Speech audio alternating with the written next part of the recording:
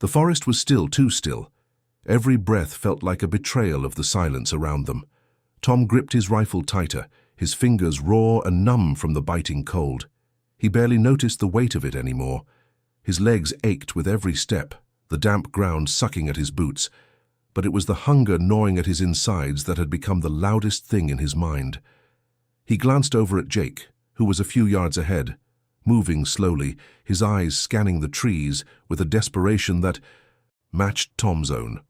Jake was tall, broad-shouldered, but there was something in the way he held himself now, as if the weight of the forest was bearing down on him, just as it was on Tom. They had been out here too long, searching for something they couldn't find. Game, a way back, hope. The days had bled into each other, and the nights brought nothing but colder winds and a deeper darkness. "Jake!" Tom called, his voice rough from the dry air and lack of food. Jake turned his head, his eyes sunken, his face pale. He didn't speak. They hadn't spoken much in days. There was nothing left to say. "Think we're lost?" Tom asked, though he already knew the answer. Jake's lips pressed together in a thin line. "No," he said quietly, "but we've got to be close."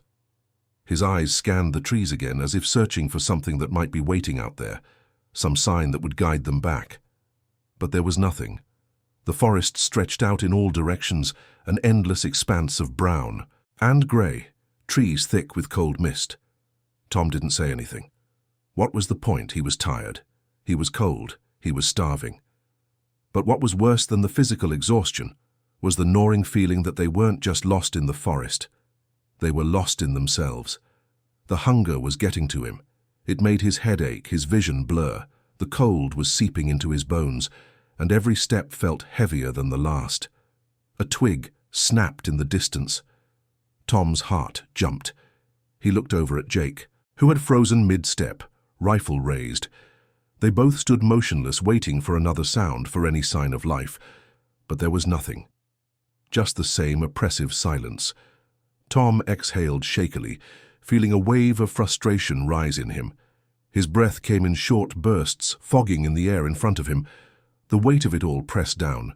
He wanted to shout, to scream out his frustration. He wanted to throw the rifle to the ground and tear his way through the underbrush, but instead he stayed, still like the trees around him, frozen in place, too tired to move. "Tom," Jake whispered, his voice trembling. Tom turned to him, but the words he was about to speak caught in his throat. Jake's face was pale, but his eyes were wide, fixed on something behind Tom. The air around them had changed. There was a subtle shift, like a weight lifted, a presence that neither of them could explain. Tom's heart beat harder in his chest, but it wasn't from fear. It wasn't from the cold or hunger. It was something else. It was the air around them, thick and heavy, holding something they couldn't see but could feel. "Do you feel that?" Jake whispered. Tom didn't answer. He didn't need to. He felt it too. The wind had died down, the rustling of the trees gone. In its place there was only a profound stillness, and then a warmth. The kind of warmth that didn't belong in this frigid wilderness. It began to seep into his body, starting at his shoulder, spreading down his arm, and into his chest. He didn't turn around, but somehow he knew. He didn't need to see it. He knew. It was like the air had shifted and something had stepped into it. The warmth was there, undeniable, like a hand on his shoulder. Tom's knees buckled and he fell to the ground, sinking into the soft mud. He looked up at Jake, but Jake wasn't looking at him. His eyes were wide with something else, something like awe. Tom's breath came in short, shaky gasps, but for the first time in days, he felt something other than hunger and cold. He felt peace, a peace so deep, so real, it felt like it was coming from the very ground beneath them. He wasn't sure how long he sat there, but when he finally stood, it was as if the weight had lifted, and the darkness that had surrounded them seemed a little less heavy. He turned and Jake followed him, not saying a word. They walked in silence, the sound of their footsteps barely breaking the stillness. But this time, they weren't just walking. They were walking toward something. The forest around them was as thick and oppressive as before, but something had changed.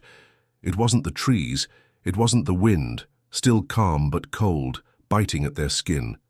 It was them.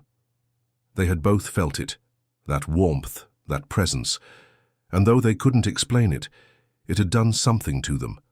Something small, but powerful. They kept walking, their steps slower now, but with more purpose. Tom glanced over at Jake. His face was still pale. But there was a new look in his eyes. Not hope exactly, there was no room for that yet, but a kind of cautious belief. "Do you think—" Tom started, then paused. He didn't know what he was asking. Jake turned to him, his eyes narrowed, his lips parted as if to speak, but then he shook his head. "I don't know," he said quietly, "but I feel it too. Something different." Tom didn't know what to say to that. Words felt insufficient. He had spent so many days just trying to survive. Now, it seemed like something more was being asked of him, something he couldn't name. The hunger gnawed at him, sharp and insistent. His stomach felt like an empty pit, hollow and aching. He tried to push it aside, but the hunger was relentless. The cold rain had started to fall again, soaking into their clothes, turning the earth beneath them into thick mud. They trudged forward, the weight of each step growing heavier. The air smelled like wet leaves and damp earth, thick with decay. Tom's eyes burned from the cold wind, the exhaustion clouding his thoughts. His legs felt like lead, and every muscle in his body screamed for relief. But still, he didn't stop. "Jake," he said through gritted teeth, "we can't keep going like this." Jake didn't respond. His face was drawn tight, and Tom knew he wasn't talking about the walk anymore. It was the hunger, the desperation, the fear that had started to creep back in now that the immediate need for survival had taken a back seat to something deeper. "What if we're not going to make it out?" Tom whispered, the words slipping from his lips before he could stop them. Jake looked at him, eyes steady, but there was a flicker of doubt in them. "We will," he said, though it didn't sound like something he believed. It was just something he had to say. They both knew that. The silence stretched out again, thick and uncomfortable. Tom's heart felt heavy in his chest, and for the first time he wasn't sure if it was the cold or something else weighing him down. A branch snapped underfoot. Tom froze.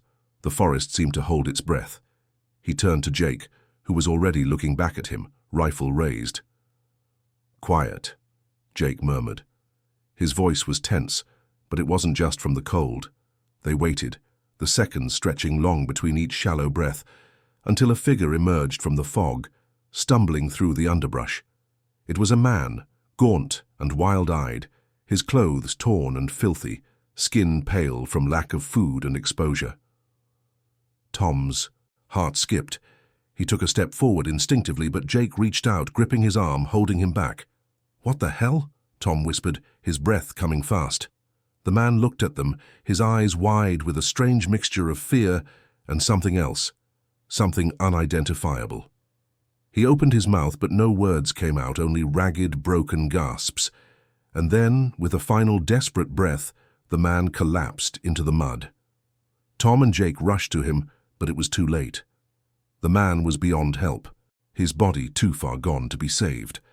Tom sat back on his heels, his hand pressed against the cold, wet earth.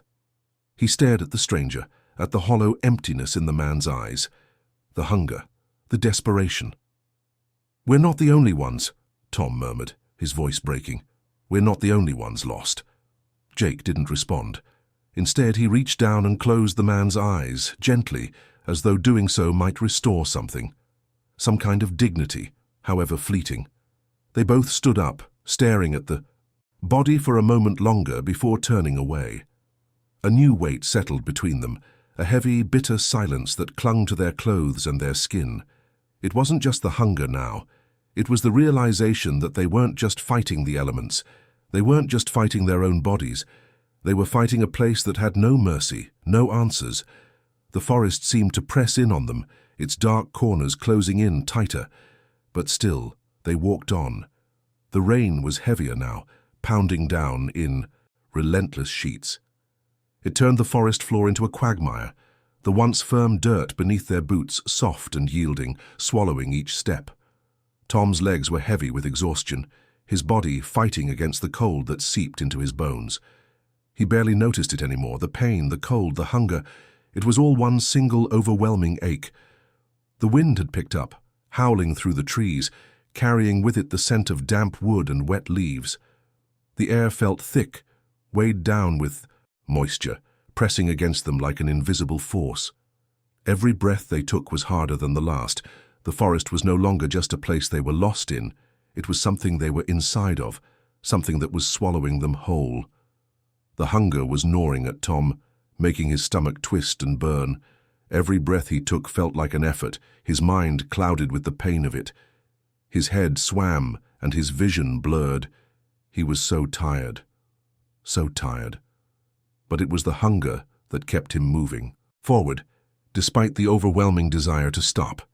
He looked at Jake, who was several steps ahead of him.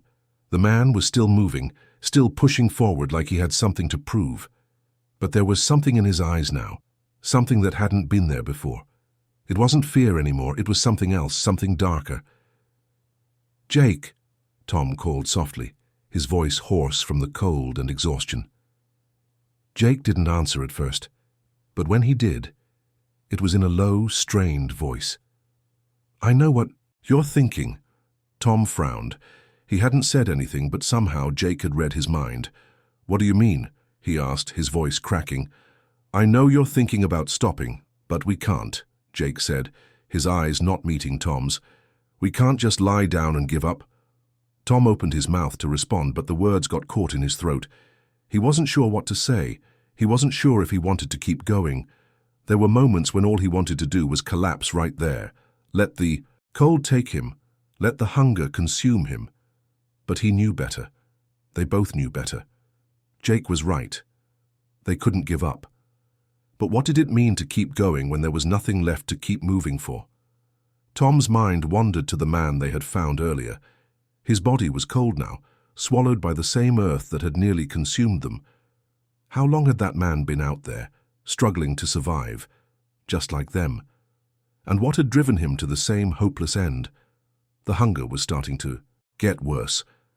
It was a constant, unrelenting pressure in Tom's gut, a pain that made his vision swim. He reached for the canteen hanging from his pack, but it was empty. He couldn't remember the last time they had anything to drink. His throat felt dry and cracked, his body craving any kind of sustenance. But there was nothing. "Keep moving," Jake said again, his voice sharp. Tom nodded, though he didn't feel like moving. His feet seemed to drag with every step. He wanted to close his eyes, rest, for just a moment, but every time he thought about stopping, something deep inside told him to keep going. Maybe it was pride, maybe it was desperation, but he couldn't stop. Not yet. They pressed on, walking through the rain-soaked forest, their steps slow and heavy. The forest seemed to stretch on forever, the trees closing in around them, and Tom's mind began to wander again. His thoughts felt like they were slipping away, as though his body was too tired to hold on to them. "Jake," Tom said. Again, his voice barely more than a whisper. "What if we're not supposed to make it out?" Jake didn't answer, and Tom didn't expect him to. There was nothing to say to that. They had both been thinking it for a long time now. They walked in silence for what felt like hours, the rain never letting up, the forest never giving them a break. And just when Tom thought he couldn't take another step, something changed. There, just ahead of them, through the trees, a flicker of light. Tom blinked, his mind struggling to focus. It was faint at first, like the glow of a distant fire or lantern. He couldn't be sure. It didn't make sense. No one should be out here, not in this wilderness. "Do you see that?" Tom whispered, his voice hoarse and cracking. Jake stopped, turning to look. He squinted into the mist and rain. "I see it," he said, his voice tight with disbelief. They began to move toward it, slowly at first, their tired legs barely able to carry them. But the light was real. It was there, and with each step it grew brighter. Tom's heart began to race, hope stirring deep inside him, though he was afraid to believe it. Maybe it's a cabin, or a campfire, Jake muttered, more to himself than to Tom. But there was something about the light that didn't sit right with Tom. It wasn't like any fire he had seen before. It was too still, too steady. They walked on, faster now, their hope growing with each step. The air felt warmer as they approached, and Tom's exhaustion seemed to melt away, replaced by a strange, sudden clarity. The light was just ahead, barely through the trees now, and as they broke through the underbrush, they stopped dead in their tracks. A figure stood in front of them, bathed in light. It wasn't a man.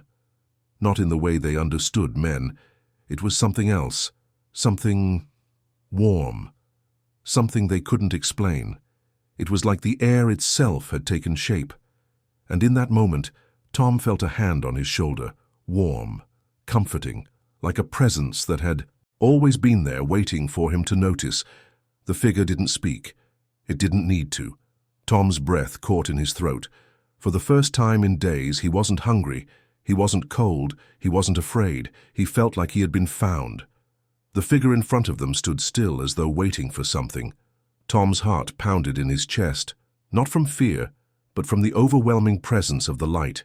It felt as if time had slowed down, as though the entire forest had held its breath and was watching, waiting for them to understand. Jake was the first to move. His feet shifted nervously, his eyes wide with a mix of awe and disbelief. He stepped forward slowly, his hands trembling. "Who are you?" Jake asked, his voice a hoarse whisper, barely audible over the rain that continued to fall. The figure didn't answer. Instead, the light around it seemed to shimmer and shift, pulling the darkness away, leaving only warmth in its wake. Tom felt it first in his chest, then spreading throughout his body, a deep, unspoken sense of peace. He closed his eyes for a moment, letting the warmth wash over him, the exhaustion and pain that had gripped him for so long starting to dissolve, replaced by something else, a comfort. Then a soft voice, clear and kind, broke the silence. "You've come far," the voice said, like the gentle rustling of wind through the trees. "But the journey is not over yet." Tom opened his eyes, and for the first time in what felt like forever, he didn't feel lost. The presence before him, though still an enigma, was no longer something to fear. It was like an anchor, a lifeline. "Who?" Tom began, but his words faltered, as if he knew he didn't need to finish the question. The answer was already there, in the weight of the presence before them. "I am here," the voice continued, "because you have not given up. Even when the forest seemed endless, even when hunger and fear gripped you, you kept going." Tom's throat tightened. He couldn't speak, but the lump in his throat said everything. He looked at Jake, who was staring at the figure, his mouth slightly agape. Jake's chest rose and fell with shallow breaths, and Tom knew his friend was feeling it too. Whatever this was, it was real, and it was guiding them. The figure's light pulsed gently, steady and unthreatening. It was calming, and Tom felt his mind clear, the weight of the world lifting from his shoulders. It wasn't that the cold and hunger disappeared. They were still there, but they no longer seemed insurmountable. Then the figure extended a hand toward Tom. It was not a dramatic gesture, no fiery miracle or grand display. It was simply the hand of someone who understood the struggle, a hand offering warmth in a cold world. Tom didn't hesitate. He reached out, his fingers brushing against the figure's hand. It was like touching sunlight, gentle but strong, warm but not overwhelming. A flood of emotions rushed through him. Gratitude, relief, and something deeper, something that made him feel as though he were no longer alone. "Do not be afraid," the voice said softly, almost like a whisper in the wind. "I am with you." Tom closed his eyes, and for the first time in days, he felt a deep, consuming peace. He didn't know who this figure was, or how it had come to be here in the heart of the wilderness, but in that moment, he knew one thing for certain. He had been found. The presence lingered for a few moments more, and then, as quietly as it had appeared, the light began to fade, the figure's shape melting back into the shadows of the trees. Tom and Jake stood frozen, watching as the warmth ebbed away, leaving only the steady rain and the quiet of the forest behind. The forest was still dark and wet, but now it didn't feel as oppressive. It felt like a place they could survive. Without a word, Jake started walking, and Tom followed. The journey wasn't over, but the weight had been lifted, and for the first time in days, they felt they might make it out. They walked in silence for what seemed like hours, the rain now tapering off to a light drizzle. The darkness of the forest had shifted in some inexplicable way, no longer a threat, but a challenge they could face. They still didn't know where they were, but there was a quiet certainty that they were no longer entirely lost. Tom's legs were still stiff, and hunger clung to him like a shadow, but with every step, the pain seemed to lessen. The weight in his chest was gone. He felt light, as if something inside him had been untangled. The knots that had held him in place for so long finally loosened.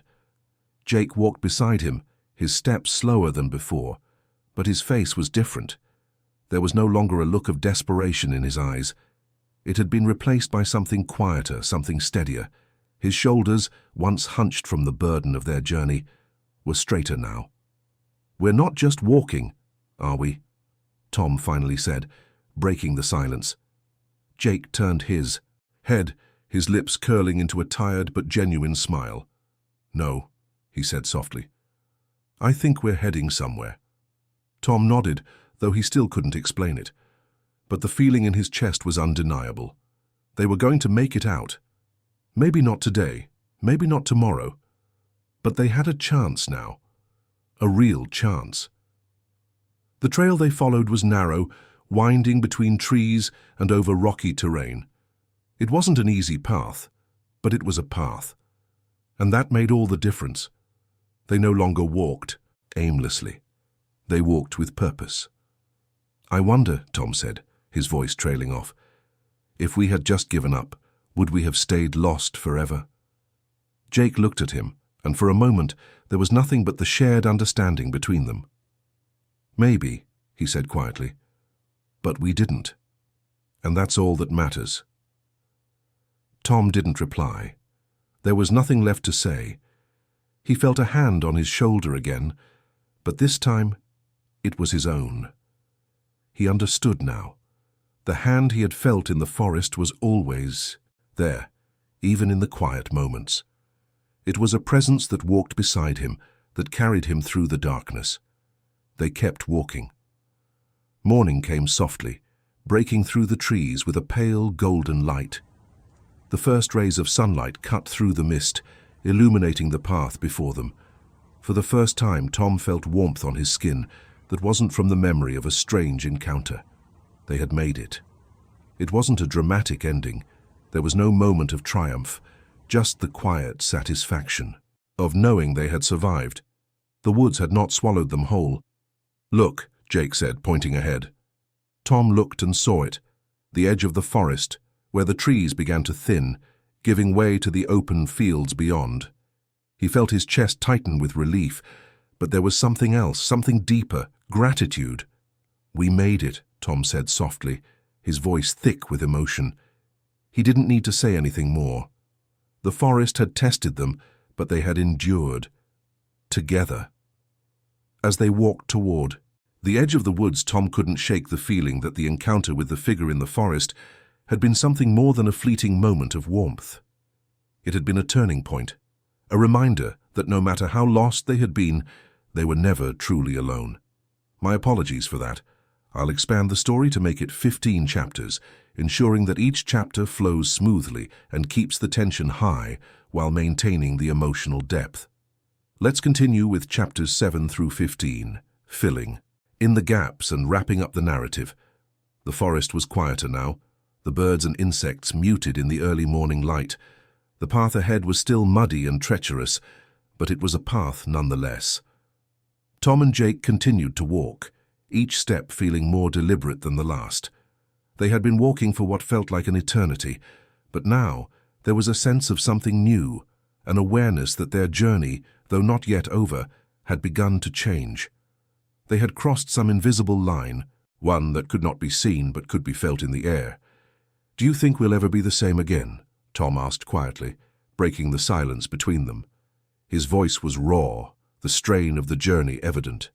Jake didn't answer at first, his brow furrowed as he stared ahead. "I don't know," he said finally. "But I think we'll be better for it. At least I hope we will." Tom nodded, though the weight of his own thoughts pressed down on him.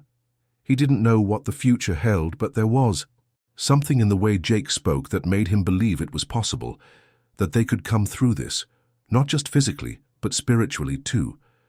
Maybe it wasn't about survival alone, but about something more. As the hours wore on, the hunger gnawed at them once again. Tom's stomach was an empty pit, and though they had made it out of the dense forest, there was no food in sight. Their canteens were empty, and the small supply of rations they'd carried had long been depleted. Tom's mind raced. He thought back to their days in the woods, the pain, the desperation. But he also remembered the warmth of the figure, the hand on his shoulder, the feeling that someone had walked beside him, unseen but always present. "Jake," Tom said, his voice barely a whisper, "what do we do now?" Jake didn't look at him right away. He kept his eyes fixed ahead, scanning the horizon. "We keep going," he said simply, his voice firm. "We've come this far. We'll keep going." Tom nodded, though part of him wondered if they had been walking blindly all this time. Had they really made it out of the forest, or was this just another part of the wilderness that seemed endless, no matter how far they walked?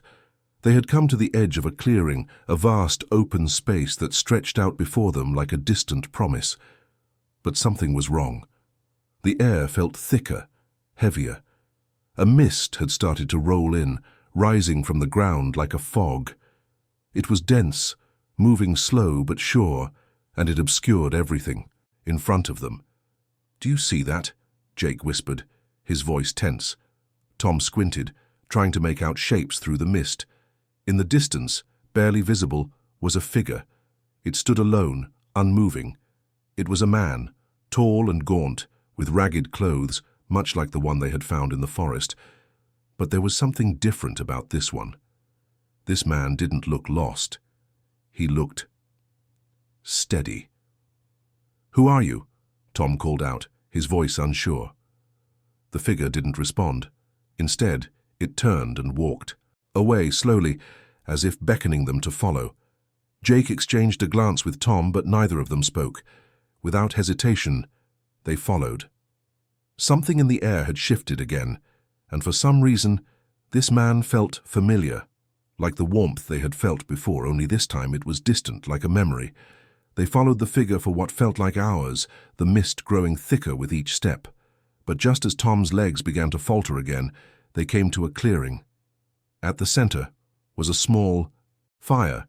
It wasn't big, but its glow was steady and warm, like the light they had seen earlier in the forest. It was a fire that didn't belong here, in the wilderness, but its warmth was undeniable. The figure sat by the fire, his back turned, his face hidden in shadow. Without a word, Tom and Jake sat down nearby, their exhaustion catching up with them. For a long time, no one spoke. The fire crackled quietly, and the mist seemed to retreat, leaving only the warmth of the light and the distant sound of the wind in the trees. Finally, the figure turned to them, his face still obscured by shadows, but there was something in his eyes that was familiar, that same presence. "It's not over yet," the man said softly, his voice carrying a weight that made Tom's chest tighten. "But you've made it this far. You will make it through." Tom felt the same warmth he had felt earlier, that strange peace. But there was more now, something more tangible, like a promise. The man's words echoed in Tom's mind. "It's not over yet." What did that mean? What was still waiting for them? As the fire flickered, Tom closed his eyes for a moment, the exhaustion catching up to him. His mind was a blur, but he couldn't shake the feeling that something was still missing, that they had not yet arrived at their destination. When he opened his eyes, the figure was gone. Tom stood up quickly, scanning the clearing. There was no sign of the man, no trace of the fire. It had all disappeared, as if it had never been there at all. "Jake!" Tom called out, panic creeping into his voice. Jake was already standing, looking around with wide eyes. "Where did he go? What was that?" Tom didn't know. All he knew was that the warmth, the peace, was gone. But there was still something, a lingering sense that they had not been abandoned. "Let's keep moving," Tom said, his voice firm. "We're almost there." The mist began to lift as the sun crept higher in the sky, the first rays of light breaking through the trees. It wasn't much, but it was enough. Enough to push them forward, enough to guide them. The path before them was clearer now, the trees thinning out. They had made it. As they walked toward the edge of the forest, Tom felt the weight of the last few days lifting from his shoulders. The hunger still gnawed at him, but it wasn't as sharp. The cold was still there, but it wasn't as suffocating. They weren't out yet, but they could see the end of the woods ahead. The sunlight was warm on their skin, and for the first time, they truly believed they might make it out. As they neared the edge of the forest, they came to a crossroads. There was no sign, no indication of which way to go. The path split, one direction leading deeper into the trees, the other to the open fields. Tom stopped, feeling an uneasy sense of déjà vu. The crossroads felt like a decision, like a choice that would shape their future. "Which way?" Jake asked, his voice uncertain. Tom looked at him, then at the paths before them. He didn't know the answer, but he felt it. He felt the right choice. Without saying a word, he stepped toward the open fields where the sunlight stretched across the grass. The journey had taken everything from them. The forest had tested them in ways they never imagined, but now they were standing on the edge, looking at a future they couldn't see but could feel. They had walked through the wilderness, and now the wilderness was behind them. The hunger, the fear, the doubt. They were still there, but they no longer defined them. They had learned something, they had found something, and they had survived. As they stepped out into the open fields, the sun finally broke through the clouds, casting its warm light on them both. They walked into the light, the forest behind them, and as they did, they knew that what had happened, what they had encountered, wasn't just a figment of their imagination. It had been real, and it had changed them. For the first time in a long while, Tom didn't feel lost. He didn't feel hungry. He didn't feel cold. He felt whole. The journey wasn't over yet, but for now they had made it.